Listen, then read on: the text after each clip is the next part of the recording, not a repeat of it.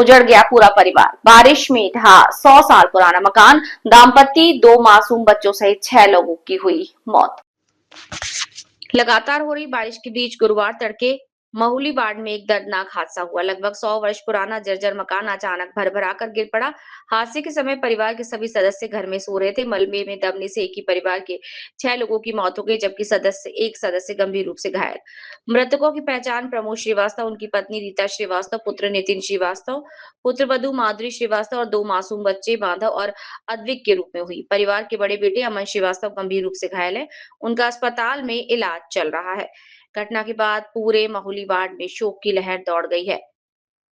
मकान जर्जर था। बारिश के कारण जर्जर मकान के ढहने की बात सामने आई। प्रशासन ने मामले की जांच शुरू कर दी है।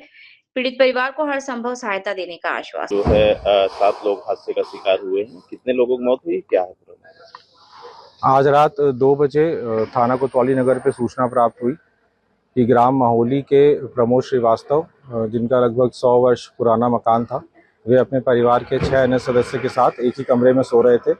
तभी रात में छत गिर गई, जिसमें सभी लोग दब गए। मौके पे उनका एक पुत्र जो है मौके से बच के निकल गया था उसी समय, और बाकी वो और उनके परिवार के 5 अन्य सदस्य मलबे में दब गए।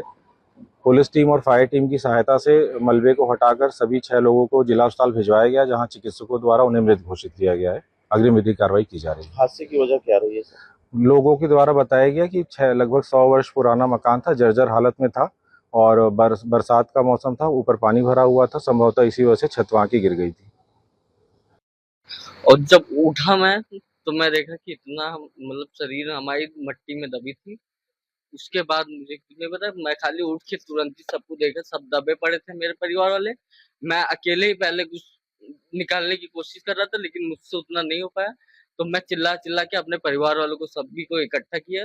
परिवार वाले आए, सब सर लोग आए। तो सर हम लोग करीबन 10:30 बजे सो गए थे। आप कितने बजे उठे हैं तो ये देखे? ये कुछ 1:30 बजे देखे हैं हम। टोटल कितने लोग एक ही कमरे में सब लोग? एक ही कमरे में 7 लोग। 7 लोग। 5 हाँ, कौन-कौन लोग थे? हम थे, हमारी वाइफ थी, हमारे 2 पुत्र थे छोटे-छोटे, और हमारे मम्मी, पापा, छोटा भाई एक।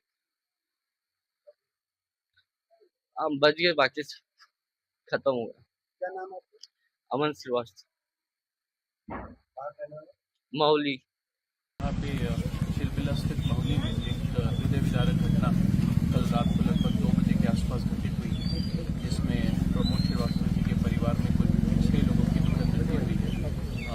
लगातार बारिश हो रही है, कल पूरे दिन की रात में हुई। उससे जो प्रमोद श्रीवास्तव जी के मकान का प्रथम तल का कमरा था, जो पुरानी तकनीक से बना हुआ था राबिश को आधार बनाकर, वो बारिश में अचानक से धंस गया, और जब वो नीचे गिरा तो जो ग्राउंड फ्लोर का छत था उसको लेते हुए पूरी बिल्डिंग नीचे आ गई।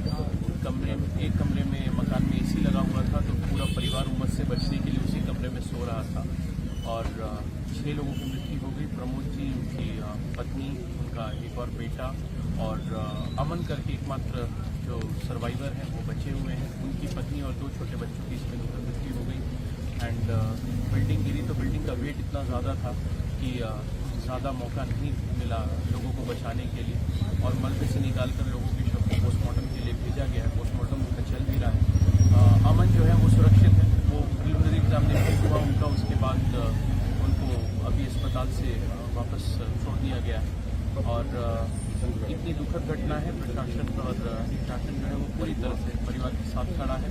उसी क्रम में मैं और कप्तान साहब मौका मुआयना करने और अमन से मिलने भी आए, और आपदा राहत कोष अंतर्गत जो मदद है वो अगले कुछ घंटों में परिवार के खाते में अंतरित कर दी जाएगी।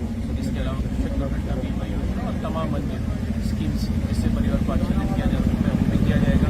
इनका प्रधानमंत्री आवास भी स्वीकृत हो चुका था, और अब धनराशि के खाते में आनी थी, लेकिन दुखद है कि उससे पहले ये घटना हो गई। हम लोग पूरी तरह से परिवार के साथ खड़े हैं।